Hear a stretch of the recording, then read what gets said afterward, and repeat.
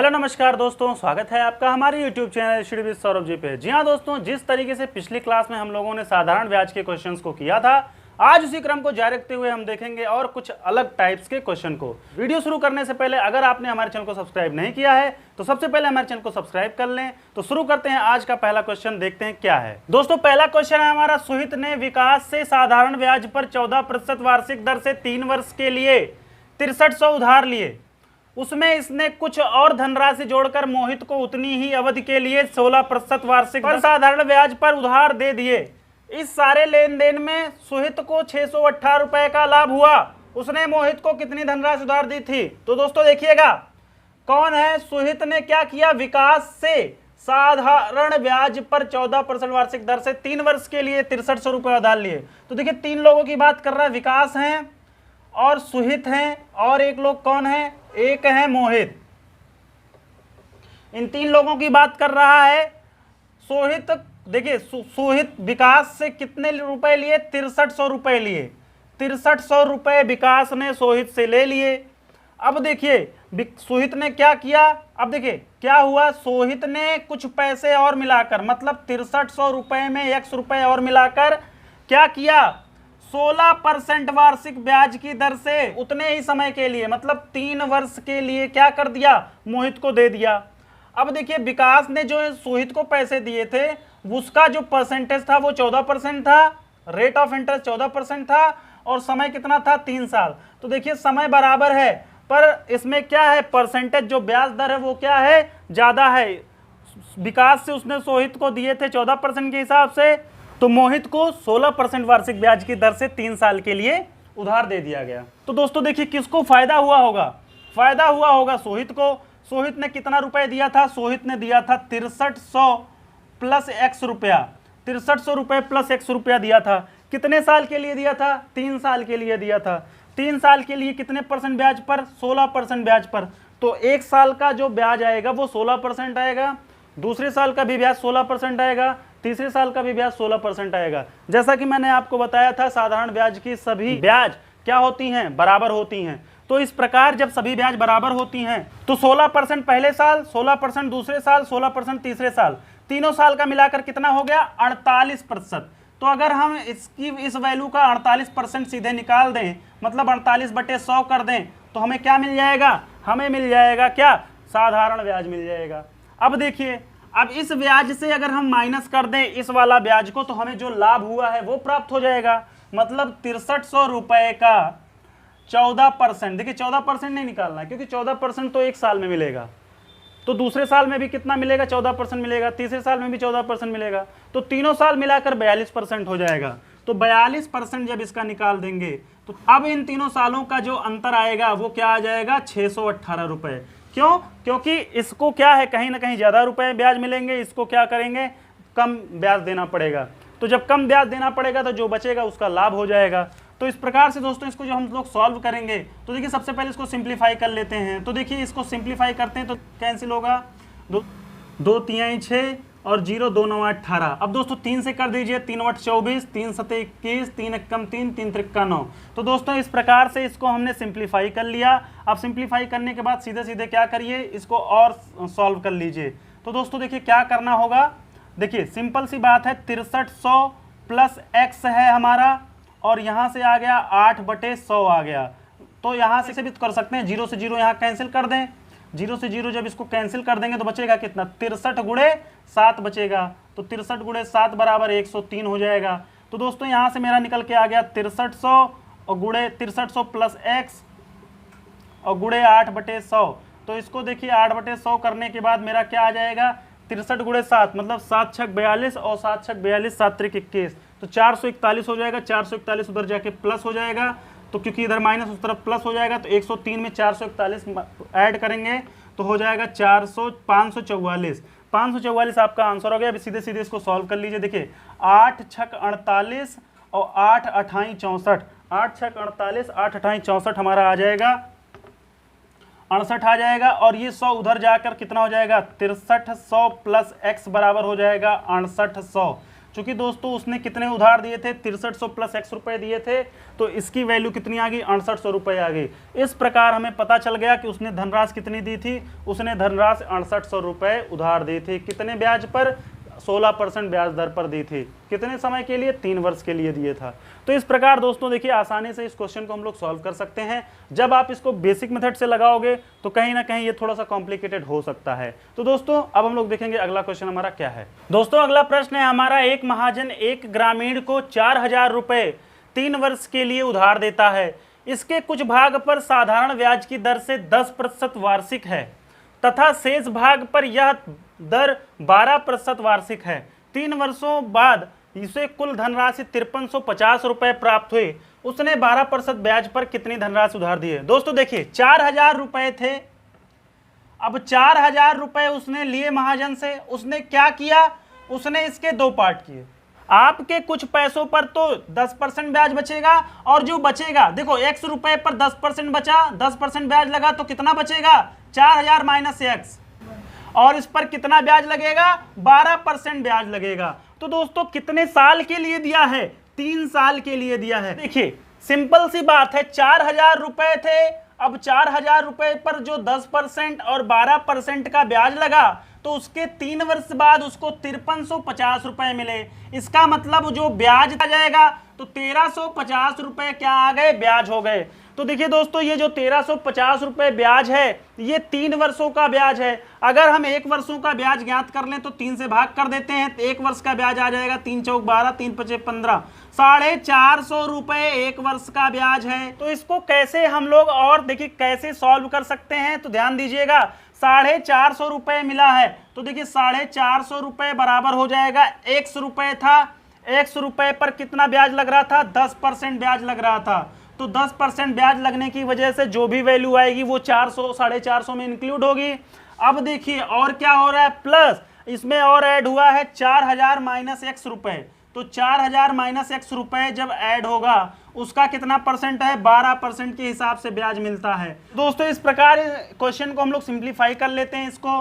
तो देखिए 2 से काटते हैं 2 दूना 4, 2 दूना 4, 2 पंचे 10, 2 से काटते हैं 5, 2 छक 12। तो दोस्तों इसको एक लाइन पे लिख लेते हैं। तो देखिए दोस्तों हमारा एलसीएम कितना हो जाएगा, 100 हो जाएगा, और यहाँ 5x हो जाएगा, प्लस हो जाएगा कितना, 4000 माइनस x गुणे 6 बराबर निकल के आ जाएगा 225 के। तो दोस्तों ये 100 उस तरफ जाएगा, कितना हो जाएगा, ये हो जाएगा आपका,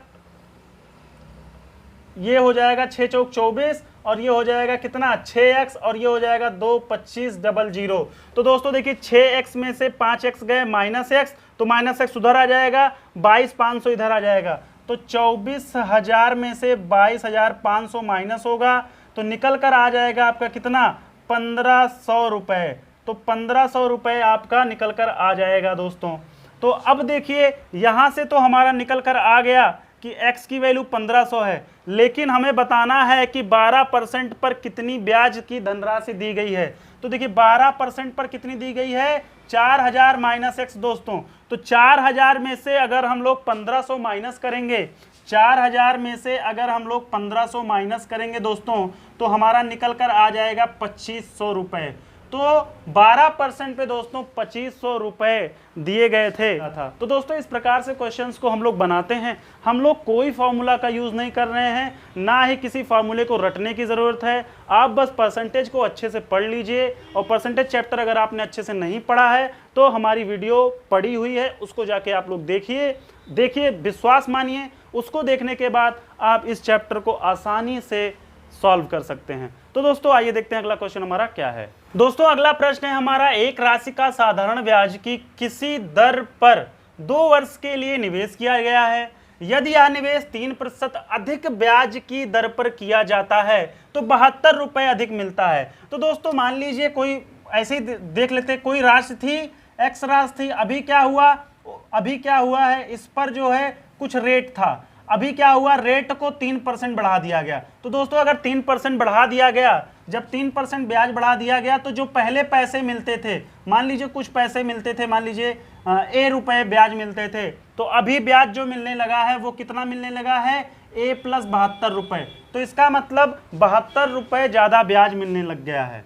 तो दोस्तों इस 3% बढ़ने की वजह से 72 रुपए बढ़ा है। तो दोस्तों मैंने आपको सीधे सीधे परसेंटेज वाले चैप्टर में भी पढ़ाया था जिस वजह से, जिस परसेंटेज वैल्यू की वजह से हमारी वस्तुएं बढ़ती या घटती हैं या हमारे मूल्यों का बढ़ना और घटना होता है, वह परसेंटेज सीधे सीधे तौर पर उस बढ़ने या घटने के लिए उत्तरदायी होता है। तो यह 3% सीधे सीधे किसके लिए, 72 रुपए के लिए उत्तरदायी है। अब चूंकि 3% क्या हुआ है, 2 बार बढ़ा है, एक बार पहले साल बढ़ा, दोबारा दूसरे साल बढ़ा, तो 3% बढ़कर कितना हो गया, 6%। तो 6% बराबर दोस्तों हमारे 72 रुपए के है, तो 1% बराबर कितना हो जाएगा दोस्तों, 12 रुपए के हो जाएगा। दोस्तों कोई भी वैल्यू अपने आप में 100% होती है, तो 100% जब हम लोग निकाल लेंगे दोस्तों तो कितना हो जाएगा, 1200 रुपए निकल कर आ जाएगा। तो ये 1200 रुपए वही धनराशि है जिस पर क्या किया गया है, साधारण ब्याज लिया गया है। तो इस प्रकार दोस्तों हम लोग क्वेश्चन को आसानी से निकाल सकते हैं। तो दोस्तों देखते हैं अगला प्रश्न हमारा क्या है।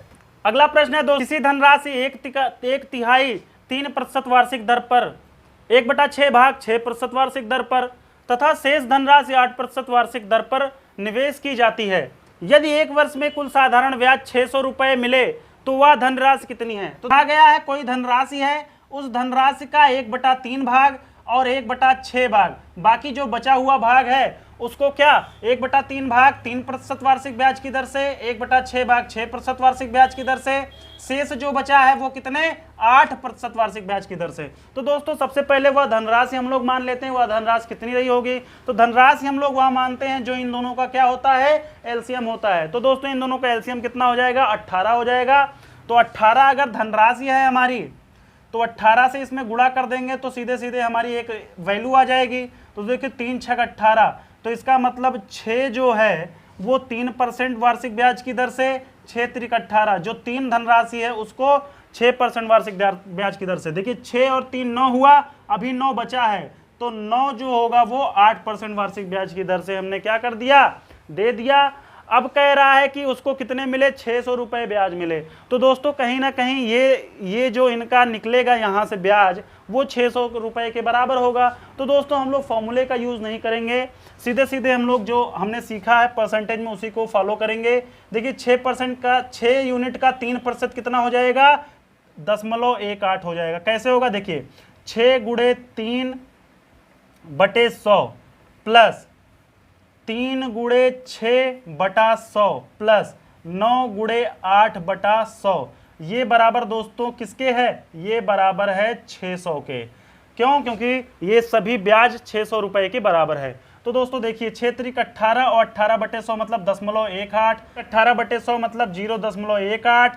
तो यहाँ से दोस्तों अब देखिए 9 8 72/100 मतलब दोस्तों हो जाएगा 0.72, ये बराबर है 600 के। दोस्तों इन सभी को ऐड कर लेंगे, तो ऐड करने देखिए 18 18 36 70 100 106 प्लस 2 कितना हो जाएगा 108।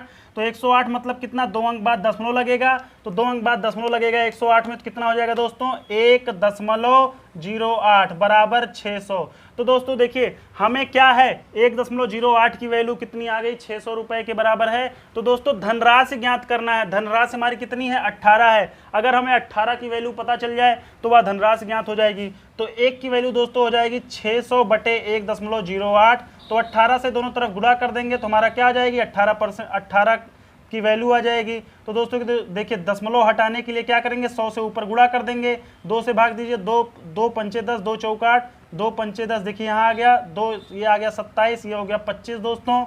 अब देखिए 9 दूना 18, 9 त्रिक 27, 3 दूना 6 दोस्तों, ये 200 हो गया, 25 दूना 50 और 50 दूना 100, तो दोस्तों आपका आ गया 10,000 रुपये। तो दोस्तों इस हिसाब से हमारा आंसर निकल के आ गया कितना, 10,000 रुपये। तो धनराशि हमारी कितनी थी दोस्तों, धनराशि हमारी 10,000 रुपये थी। तो इस प्रकार क्वेश्चन को हम लोग बिना फार्मूले के भी लगा सकते हैं, और मैं आपको जितने भी क्वेश्चंस हैं उनको बिना फार्मूले के करना सिखा रहा हूं, अगर आपकी परसेंटेज सही है तो दोस्तों आइए देखते हैं अगला क्वेश्चन हमारा क्या है। दोस्तों अगला प्रश्न है हमारा, साधारण ब्याज की एक निश्चित दर से कोई धन 20 वर्ष में 2 गुना हो जाता है, इस धन को 3 गुना होने में कितना समय लगेगा। तो दोस्तों मान लीजिए आपका धन x था, अब कितना हो गया है, 3x हो गया, 2x हो गया दोस्तों, 2 गुना हो गया है। तो देखिए दोस्तों, अगर कोई धन आपका प्रिंसिपल x है और अमाउंट 2x हो जाता है तो आपका जो SI है वो दोस्तों कितना होगा, x होगा, क्योंकि अमाउंट बराबर क्या होता है, प्रिंसिपल प्लस SI। तो x प्लस x कितना हो जाएगा दोस्तों, 2x हो जाएगा। अभी देखिए दोस्तों क्या हुआ है, प्रिंसिपल x ही था, कितना हो गया, अब धन 3x हो गया है। तो दोस्तों कितना हुआ है, ये 2x हुआ है। तो दोस्तों ध्यान दीजिएगा, x होने में कितना समय लगा था, 20 वर्ष लगा था। तो 2x होने में दोस्तों कितना वर्ष लगेगा, तो जस्ट इसका दुगना वर्ष लगेगा, मतलब कितना, 40 वर्ष लगेगा दोस्तों। तो देखिए क्वेश्चन को बिना फार्मूले के हम लोग कैसे सॉल्व कर सकते हैं, ये मैं आपको सिखा रहा हूं दोस्तों। इसको आप फार्मूले से भी कर सकते हो दोस्तों। अगर कोई नया बच्चा है उसको फार्मूले से करना चाहता तो देखिए दोस्तों, लेट कर लीजिए प्रिंसिपल आपका x है तो अमाउंट आपका कितना हो जाएगा, 2x हो जाएगा। तो सिंपल इंटरेस्ट दोस्तों कितना, दोस्तों हम सिंपल इंटरेस्ट x आ गया, सीधे सीधे फार्मूला लगा दीजिए। तो simple interest equals to PRT upon 100। तो दोस्तों देखिए सिंपल इंटरेस्ट x है, P आपका x है, रेट मुझे पता नहीं है, T आपका कितना है, 20 वर्ष है, बटे 100 कर दीजिए दोस्तों, 20 25 हो गया, x से x कैंसिल हो गया, रेट आपका दोस्तों 5% आ गया। प्रिंसिपल पहले कितना था, x था, अब अमाउंट कितना हो गया दोस्तों, 3x हो गया है। तो सिंपल इंटरेस्ट आपका कितना हो जाएगा दोस्तों, 2x हो जाएगा। तो 2x बराबर P कितना है, x है, R आपका 5 है, T हमें पता नहीं है, बटे 100 कर दीजिए, 5 दूना 10 हो जाएगा दोस्तों, x से x कैंसिल हो जाएगा, आ जाएगा दोस्तों 40 वर्ष। तो देखिए दोस्तों, चाहे आप फॉर्मूले मेथड से करिए, चाहे जो मैंने आपको शॉर्टकट बताया उससे करिए। दोस्तों ये मैंने पहली बार आपको फॉर्मूले से बता दिया है, बट आगे मैं आपको फॉर्मूला का यूज नहीं करना सिखाऊंगा। देखते हैं अगला प्रश्न हमारा दोस्तों क्या है। दोस्तों अगला प्रश्न है, कोई धन साधारण ब्याज से 30 वर्षों में 3 गुना हो जाती है, ब्याज की वार्षिक दर बता दीजिए। दोस्तों मान लीजिए धन x था, अभी क्या हो गया है, 3x हो गया है, ब्याज कितना हो गया दोस्तों, 2x हो गया है। तो सीधे सीधे रख दीजिए, कितना हो जाएगा, x आपका 2x आपका ब्याज है, x आपके प्रिंसिपल है, रेट आपका पता नहीं है, रेट हमें ज्ञात करना है, 30 वर्ष समय है, बटे 100 कर दीजिए। तो ये 0 0 कैंसिल, x से x कैंसिल हो गया। तो यहाँ से देखिए दोस्तों आ गया r बराबर 20/3। तो यहाँ से दोस्तों आ गया आपका कितना, 3 6 18, 2/3। तो दोस्तों यहाँ से हमारा निकल के आ गया R बराबर रेट परसेंट इक्वल टू 6 सही 2/3%। तो दोस्तों इस प्रकार से इन क्वेश्चंस को हम लोग बहुत ही आसानी से सॉल्व कर सकते हैं। आइए देखते हैं अगला क्वेश्चन हमारा क्या है दोस्तों। 10% वार्षिक ब्याज की दर से किसी निश्चित समय के बाद एक निश्चित मूलधन और साधारण ब्याज का अनुपात 10:3 था। निवेश किए गए धन की अवधि कितने वर्ष थे। तो यहाँ पे दिया है, देखिए प्रिंसिपल और साधारण ब्याज मतलब SI का अनुपात दिया है 10:3 दिया है दोस्तों। तो अगर प्रिंसिपल मेरी 10x है और SI मेरी 3x है तो इस प्रकार रेट आपका 10% दिया है और सीधे सीधे हम लोग निकाल सकते हैं कि हमारा टाइम कितना होगा। तो SI आपकी 3x हो गई दोस्तों, प्रिंसिपल आपकी 10x हो गई, रेट आपका 10% हो गया और समय t हमें पता करना है। 0 से 0 कैंसिल हो गया दोस्तों, x से x कैंसिल हो गया, t बराबर कितना आ गया दोस्तों, 3 वर्ष। तो इस प्रकार क्वेश्चन को बहुत ही आसान तरीके से हम लोग सॉल्व कर सकते हैं दोस्तों।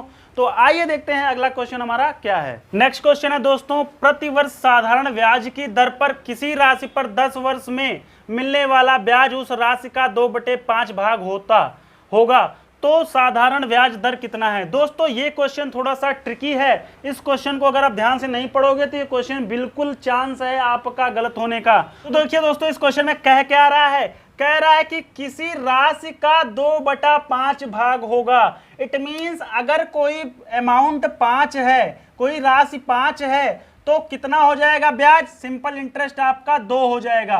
तो देखिए 2/5 भाग में देखिए जो नीचे वाली वैल्यू होती है वो दोस्तों क्या होती है, अमाउंट होती है। चूंकि राशि का पूछ रहा है, राशि मतलब अमाउंट, अमाउंट अगर 5 भाग है और क्या कह रहा है, साधारण ब्याज, तो साधारण ब्याज कितना हो गया, 2 भाग हो गया। तो दोस्तों प्रिंसिपल कितना हो जाएगा, प्रिंसिपल जो होगा वो अमाउंट में से अगर हम सिंपल इंटरेस्ट को माइनस कर देंगे तो मेरा प्रिंसिपल आ जाएगा और प्रिंसिपल कितना हो जाएगा दोस्तों, 3 हो जाएगा।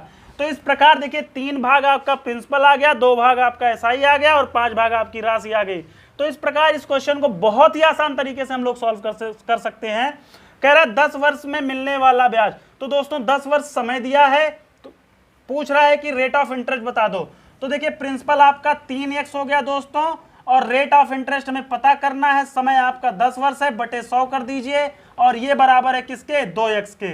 तो x का x से कैंसिल हो गया, 10 से देखिए 0 कैंसिल हो गया, तो r बराबर हो गया 20/3। तो दोस्तों आ गया 6 सही 2/3%। तो अगर इस क्वेश्चन को आप ध्यान से नहीं पढ़ोगे तो क्वेश्चन बिल्कुल चांस है कि आपका गलत हो जाए। दोस्तों हमको क्या करना है, बहुत ही अच्छे से क्वेश्चन को पढ़ना है, तब इसको सॉल्व करने की कोशिश करना है। तो आइए देखते हैं अगला क्वेश्चन क्या है दोस्तों। अगला प्रश्न है हमारा, अरुण 20,000 रुपए अपने दो दोस्तों को उधार देता है। वह पहले दोस्त को 12,000 रुपए 8% वार्षिक साधारण ब्याज की दर पर देता है। अरुण अपनी कुल राशि पर 10% क्या चाहता है? लाभ चाहता है। अतः उसे शेष राशि पर दूसरे दोस्तों को किस साधारण ब्याज पर देनी चाहिए ताकि इच्छित लाभ मिल सके? तो दोस्तों देखिए, सबसे पहले इस क्वेश्चन को करते कैसे हैं ये देखिए।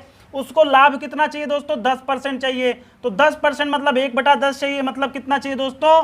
2,000 रुपए लाभ चाहिए। तो 2,000 लाभ चाहिए तो कैसे मिलेगा? तो पहले वाला तो 12,000 रुपए 8% पे दे दिया। तो दोस्तों देखिए, 12,000 का अगर हम लोग 8% निकाल लें तो हमें क्या मिलेगा? 2,000 में जितना लाभ मिलना था वो मिल जाएगा। दूसरी धनराशि कितनी बची है? 8,000 रुपए। तो दोस्तों मान लीजिए 8,000 रुपए x% लाभ पर देता है, तो दोनों लाभ अब मिलकर कितना हो गया दोस्तों? 2,000 रुपए हो गया है। तो दोस्तों यहां से इसको सॉल्व कर लीजिए।